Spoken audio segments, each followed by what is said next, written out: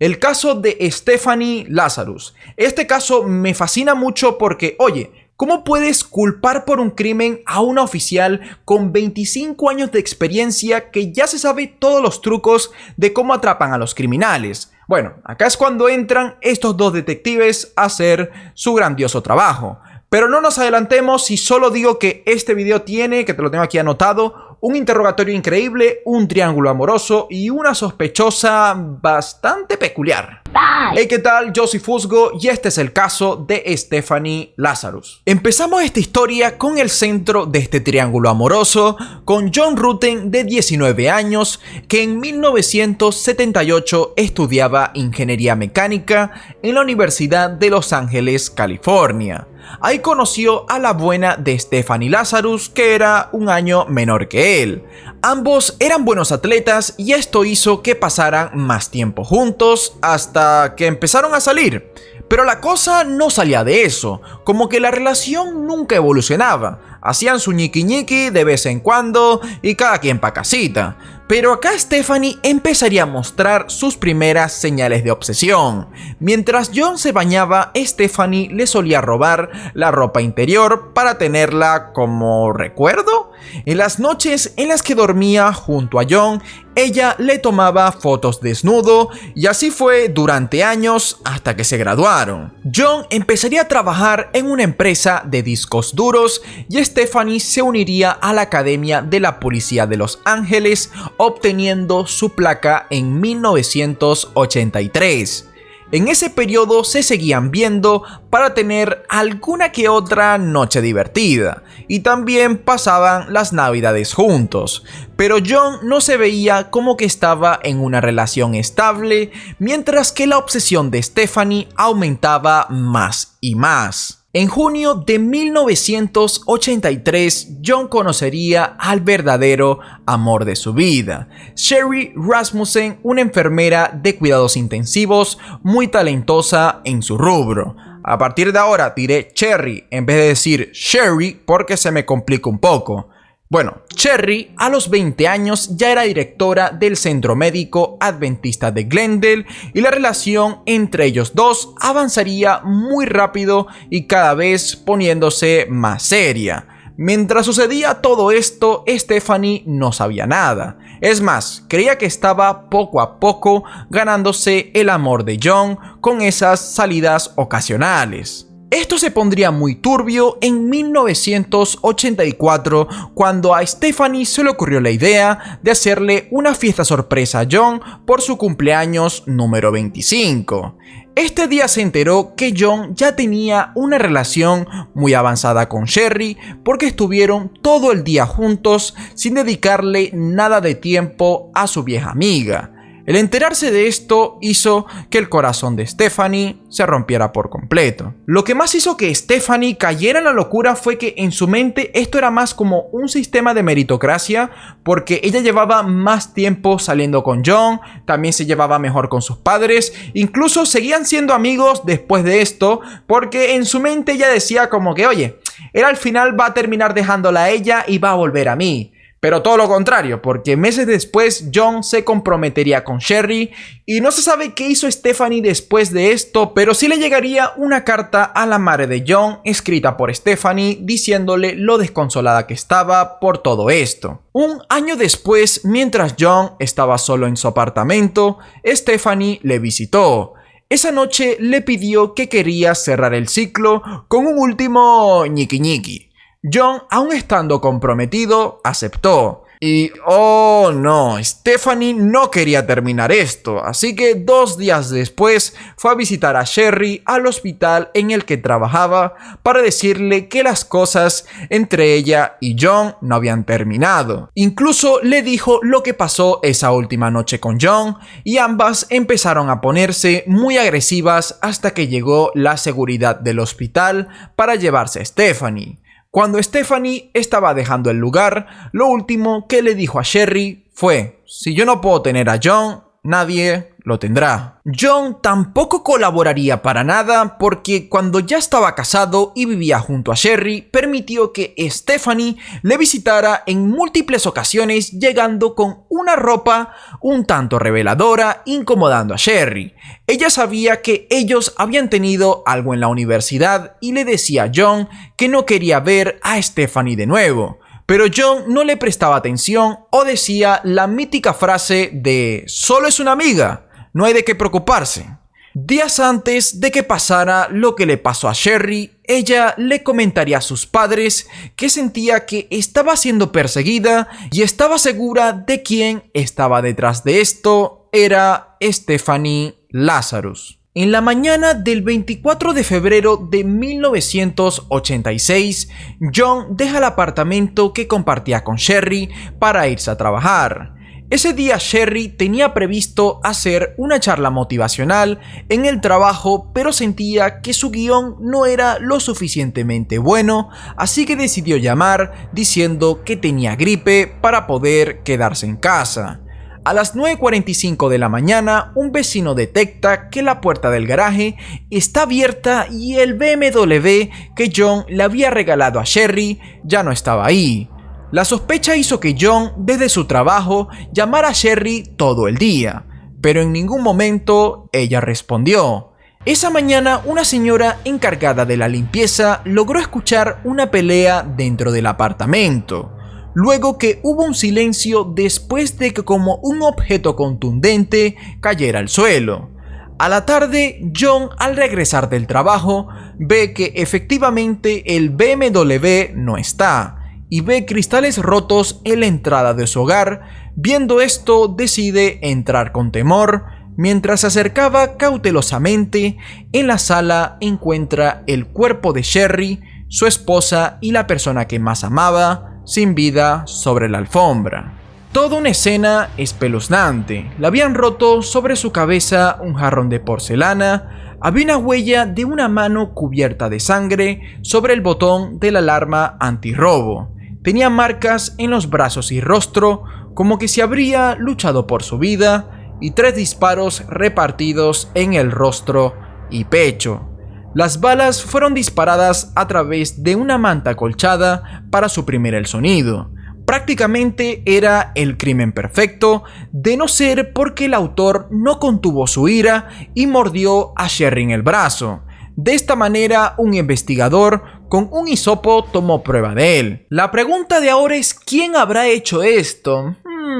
Para los investigadores estaba claro que esto no había sido un intento de robo, por más que el autor quiso aparentar esto, porque había apilado los electrónicos de la casa y otras cosas más, y al final no se llevaría nada, ni siquiera las joyas, y solamente se llevaría la licencia de matrimonio y el BMW de Sherry, que fue encontrado 10 días después. Por la fecha no había la suficiente tecnología para que las pequeñas muestras de ADN de la saliva encontrada en la escena del crimen arrojase a un sospechoso. Los principales sospechosos eran 2 hombres latinos que habían sido reportados irrumpiendo en otra casa que quedaba cerca ese mismo día. La única prueba que ponía a Stephanie como sospechosa es que el padre de Sherry le comentó a la policía que días antes de lo sucedido recibió llamadas de Sherry diciendo que estaba siendo seguida por una tal Stephanie Lazarus. Pero al igual que John anteriormente, los detectives ignoraban que había algo mal con Stephanie.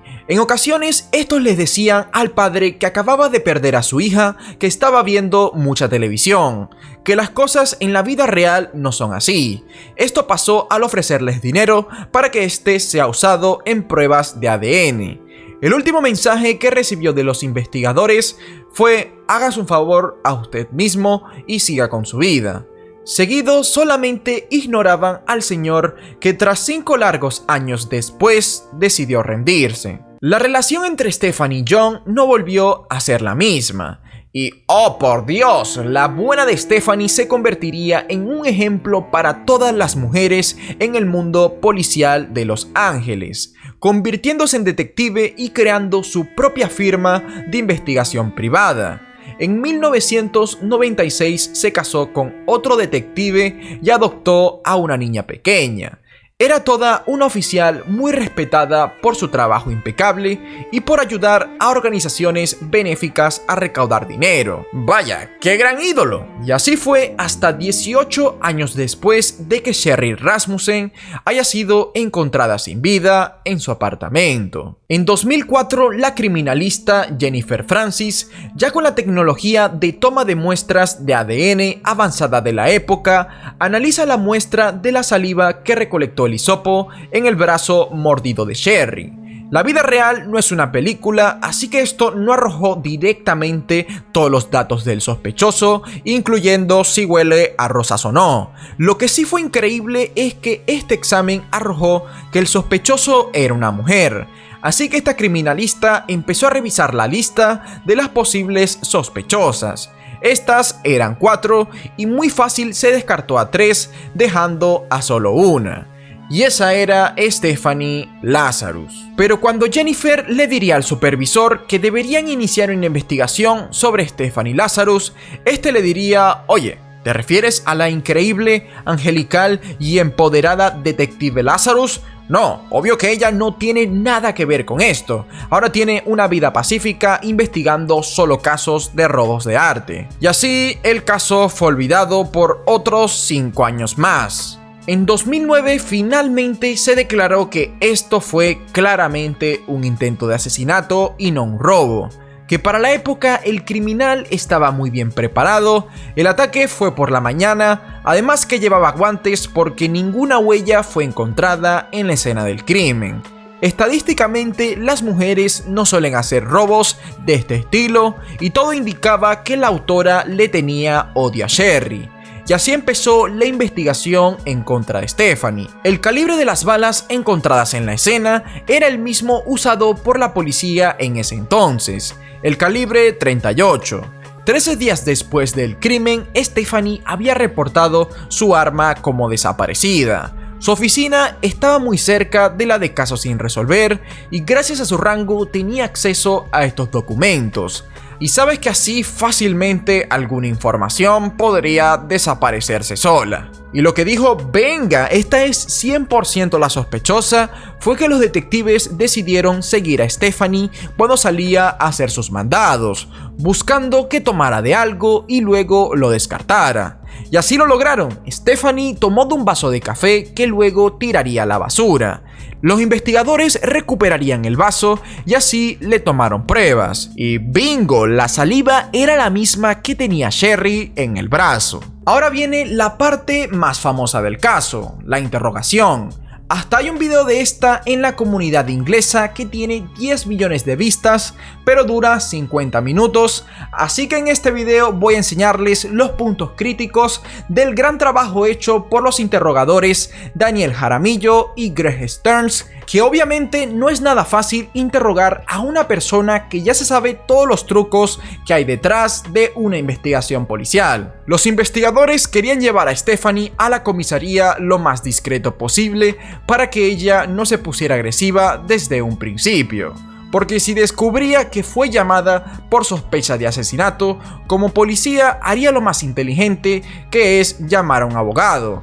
Así que la llaman con la excusa de que estaban investigando un caso de robo de arte y necesitaban su ayuda. Una vez ahí la llevan al cuarto de interrogación, pero de una manera muy amigable y con mucho respeto por la trayectoria de Stephanie. Ahí hacen la confrontación por el caso de Sherry porque tienen una cámara escondida y para que Stephanie deje su arma fuera sin que levante sospechas y que el conflicto no escale a mayores. Absolutamente todo estaba pensado. La primera pregunta que le hacen los interrogadores es que si conoce a John Rutten. Dijeron Rutten a propósito y no Rotten para ver cómo reaccionaba Stephanie y que ella pensara que ellos no sabían mucho del caso. Pero no podía estar más equivocada porque ellos ya sabían todo lo que les he contado en este video. Oh, okay. Do you know John Rutten? John Rutten. John Rutten? Rutten. Oh yeah, I went to school with him. You did? Yeah. How long did you know him? Gosh, I went to school in, let's see, went to UCLA in 1978 I started and, met him at school at the dorms.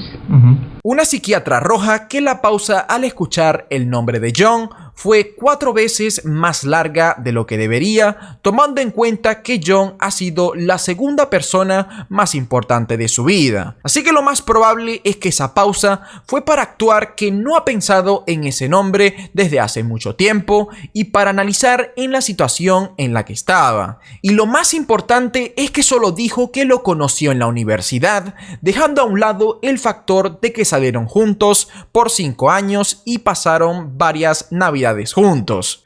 Un estudio arroja que normalmente un inocente en estas situaciones contaría mucha más información a voluntad propia porque no tiene nada que ocultar. Was there ever any relationship or anything that developed between you guys? Yeah, I mean, we dated, you know, I mean, what's this all about? Well, it's relating to his wife.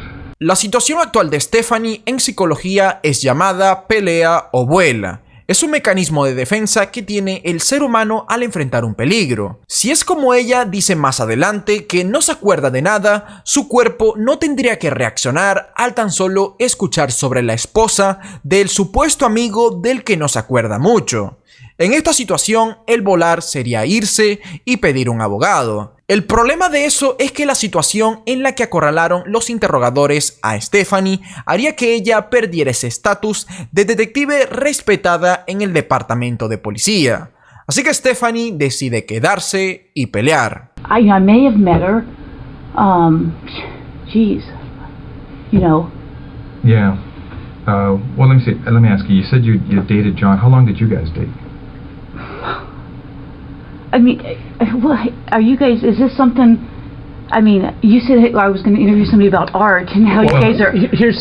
Como sabemos, Stephanie también es detective. Ella sabe que si actúa como que si supiera que es la sospechosa principal, levantaría las alarmas. Pero ella no tiene el alto nivel de estos interrogadores que saben que cuando la confrontación es muy sutil, como es en este caso que ni mencionaron el nombre de Sherry ni que estaba muerta, los culpables suelen actuar como ingenuos porque buscan un margen para escabullirse por los espacios en blanco. Pero un inocente, y más si es una detective veterana, no tendría miedo a enfrentar directamente la situación. También como veterana sabe que lo mejor para responder las preguntas de los interrogadores es con palabras como probablemente, puede que sí, puede que no, ni afirmando ni negando la pregunta, porque si miente y le sacan pruebas se podría meter en graves problemas. Así que identificando esto, en segundos los interrogadores le hacen preguntas sobre cosas banales y Stephanie las responde con mucho detalle. Porque claro, responder eso no la pondría como sospechosa y también sería como un breve alivio para evitar la confrontación. Y también esto es prueba de que su memoria no es tan mala como ella quería hacer ver. Had you ever met his wife? I may have. Do you remember her name or anything, or?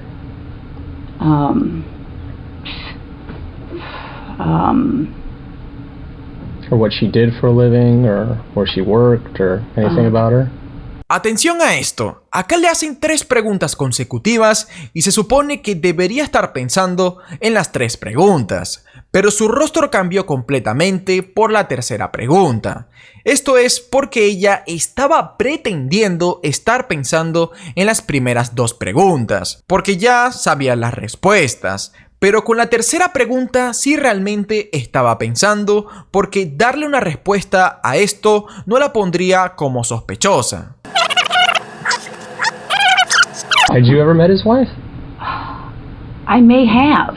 Do you remember her name or anything, or?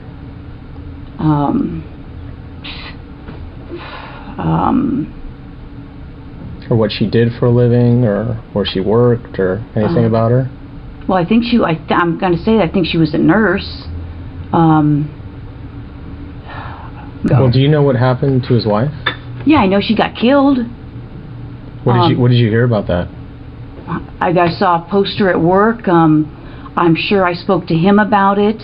A partir de ahora, Stephanie buscaría irse por cualquier tangente para evitar el confrontamiento, hasta que los investigadores decidieron decirle que habían 8 testigos que decían que ella y la víctima discutieron en el hospital y que la seguridad tuvo que sacarla a ella.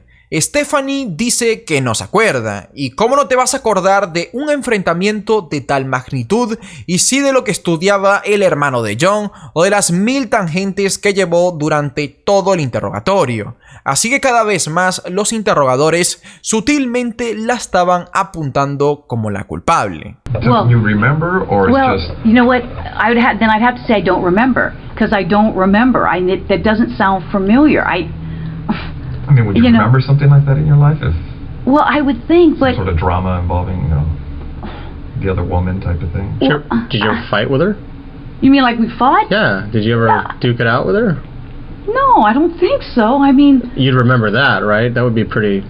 yeah, I would think so. I Pretty mean, specific, th- yeah, like I said, I mean, dramatic. obviously, it just doesn't sound familiar. I mean, what are they saying? So I fought with her. So now I'm getting the jump, the leap. Excuse me, I haven't eaten. They're saying, okay, I fought with her, so I must have killed her. I mean, come on. I mean, that's... Ay, por Dios, ¿cómo creen que esté celosa? Como que si habría hecho todo lo posible para que el hombre que más amaba estuviera conmigo y en poco tiempo se casara con una mujer guapa e inteligente con la cual me terminé peleando en su casa y la asesiné. Por Dios, esto es demasiado absurdo. You're right. I mean, if you guys are claiming that I'm a suspect, then, I got a problem with that. Okay. Okay? So, if you're doing this as an interrogation, you're saying, hey, I'm a suspect. Well, now I got a problem with, now you're accusing me of this. Because I know how this stuff works, okay? Don't get me wrong. You're right. I have been doing this a long time. Yeah. And I wish I had been recording this because now it sounds like, there's, you're telling these people saying I'm fighting with her, and now it sounds like you're trying to, I've been doing this a long time. Yeah. We know. Okay? And now it almost sounds like you're trying to pin something on me. Lo que más risa da de esto es que ella intenta hacer ver como que la manipularon, que en realidad sí, pero fue por el bien, y ella dice que tenía que haber grabado todo para demostrar que está mal el punto en el que le hicieron llegar, cuando no sabía que todo este tiempo había una cámara oculta que lo había grabado todo. Así que con todas estas pruebas, Stephanie puede ser arrestada y llevada a juicio. I mean, I'm shocked. I'm really shocked that somebody would be saying that I did this. I mean, we had a fight, and so I went and killed her. I mean, come on. Well, That's... okay. All right. Well, thanks for giving me the courtesy. I wish I tape recorded Thanks it. for your time. Yeah, thank you. All right, Stephanie, take care. All right. Absolutely crazy. Have a seat, Stephanie. This is insane. Okay.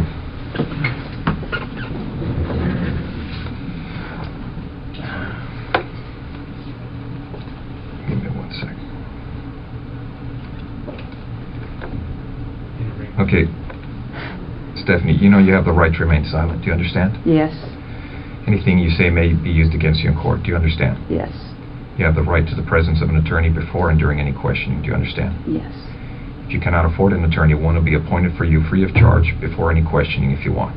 Do you understand? Yes. You want to talk to us right now? No. Okay. All right. Okay. This then. is crazy. This is I'm like in shock. I'm totally in shock. Tuve que enseñar este clip porque me dio satisfacción verla bajo arresto. Any other cars that stand out in your mind?